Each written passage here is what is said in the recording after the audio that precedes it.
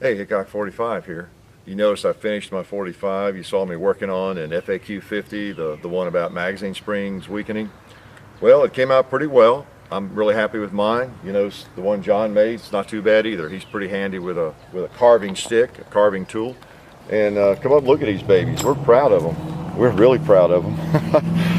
I like mine. I like it. I chose the wood and carved on it for a couple of months, and there it is. Not bad, huh? Not bad for a guy in Tennessee. Actually, you know I'm joking, don't you? I didn't make these things. We're pretty handy, but we've not mastered carving to that level, that is for sure. But look at that. Is that something? These are made out of wood.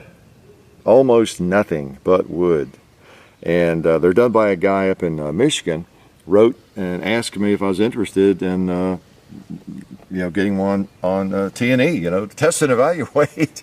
Well, we're not really going to test and evaluate, are we? But I looked at it and I thought, well, went to his website and I thought, I don't know, we want something like that. Viewers might be interested in that. I looked at it and I thought, oh, that sweet sound of gunfire from the neighbors' ranches. But I was impressed. I thought, wow, that is amazing. How do you do that? How do you do that? And long story short, said, yeah, send us one of those. I think the viewers might get a kick out of that. The classic 1911 made out of just wood. Pretty interesting because it's functional. I could see in the video the slide works. The trigger. Look at that. I don't think it actually fires, but the grip safety, magazine release, and look at it. The magazine is made of wood. Look at that. That'll only take about 10 years for me to make that. There's not a spring in it, but that's quite an accomplishment. Look at that dude. Is that something? Let's push out the slide lock. You don't have to retract the slide to do it. That's one of the differences. And even the internals are very, very close. I'm gonna be careful with his guns now. Not drop it in the fire, not break it. You can get the slide off. Okay. And I think even the spring is not made of metal. It's right now he's using, I don't know, some kind of polymer because he wants to be able to say there's no metal in the gun, I believe. And so it doesn't really matter. You're not firing bullets. You see all the plunger and everything. And then one of the differences, the end plunger here comes out the opposite way that it does on regular 1911, but barrel comes out. Oh, there we go. You see, everything is, the bushing is legit, authentic. The barrel, 45 caliber. It is plugged. He has to ship them plugged with the plug. He says in the literature that there's probably no problem with someone who has one taking it out, but he's supposed to ship them with that piece of orange in there. And look at that slide and the barrel and all that. Is that 1911-ish or what? Can you imagine carving that thing out? Even with machinery and everything else. That's pretty amazing. He just gotten into it. He says it took him like 600 hours or something of getting all the machinery ready and programmed and everything, and then more than that for the specific gun. And he puts about 50 hours in machine work on each one, and then about 50 hours worth of hand work on one. You got the sealing, the wood, and just all the finish work on it. So just an enormous amount of time to build it. The guy's I think he said is a cabinet maker. He makes high-end cabinets and that kind of thing. And he wanted to do something, kind of branch out away from that. And he may make other things, he says, but this is what he's doing. And he might even make some other models, like a Browning BMG or something, or minigun. No, I think he's going to consider possibly a Peacemaker Colt single action at some point. But that is an interesting piece of hardware. I'm gonna go ahead and try to put it back together, and I'm trying to be really, really careful with it and not damage it. But it's made of hardwoods, of course. Oh, wrong way. I was putting a Glock back together.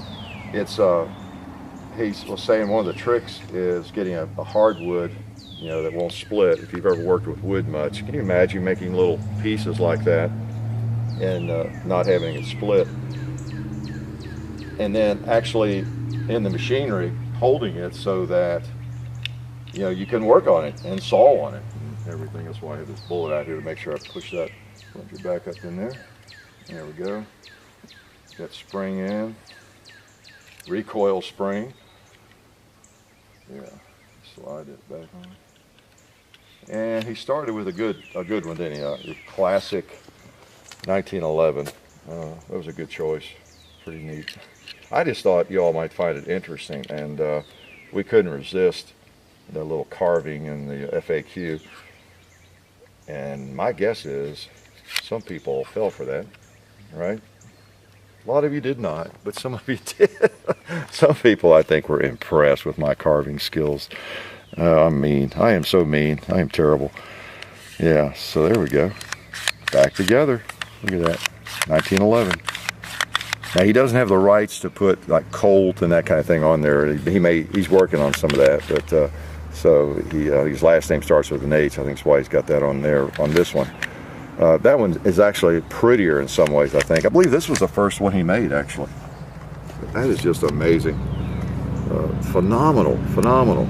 This safety works and everything. Let me take the top off the case. And this piece here is not necessary, but he said for display purposes, if you want to really hide the orange plug in the front of it, you can rest it on that. It doesn't need that. It's actually on a stand that is one of the magazines, so you're really just putting it over the magazine, clicking it into the magazine on the stand, and then you've got your extra one on a big hand in here. You see, that's the magazine you would use if you're going to go out and fire it, you know. And then the bullets, you know, look at that 45 caliber bullet. It's funny because I had a couple of people made comments on that FAQ about you need some wooden ammo for it. Well, we have some wooden ammo for it. Is that something? Pretty cool, huh? I thought maybe you'd just get a kick out of seeing it. Yeah, we don't really do infomercials. We're just fascinated by it, and I like it. I think it's cool. I'm not going to buy one, but it's just cool. Anybody that can do something that intricately, even with CNC equipment, is that's impressive. I have to say. What do you say? Now they're really costly, of course. My gosh, if I was building these things, I would probably, I'd sell you one at the brother-in-law price for maybe $50,000, you know. But they're expensive. They're gonna. I think he says that he's going to have to sell them for somewhere around $2,500, and he's got an introductory price of $1,800. You know, that kind of money. So there's nothing that you know most people are going to be buying or not. But I just thought it'd be interesting to show, because it's one of our favorite firearms and something that is just really a novelty, and it's a gun. I mean, first I said, I don't know, you know, do a wooden gun review. That's kind of weird. But like I say, when I saw the video and I saw the beauty of that wood and that firearm, or that non-firearm, I said, yeah, send us one if you want to. And he sent two.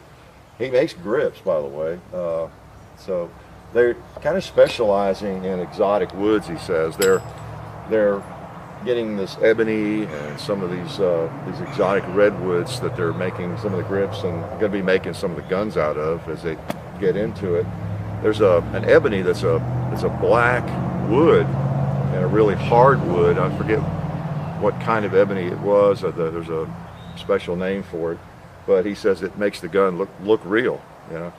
And of course, these are not toys. Speaking of that, these are, you know, they're replicas, and they're not something, obviously, because of the delicate nature of it, and although they're more durable than they look, you know, you got to be careful with a toy gun, as we all know, because they can be mistaken for real. So it's nothing you'd want to be, especially one with a darker wood that would look more real, right? But that's a very interesting piece of hardware, I'll have to say. I guess you'd call it hardware, right? They make the display case and everything. Let's say that whole unit there, you're talking about over a couple $1,000, you know, or close to a couple thousand. But it's just neat, you know. I'm impressed, and you know, obviously the thought came to mind, we got to do some carving on this thing and fool people with it, and I think we did, a couple of people at least.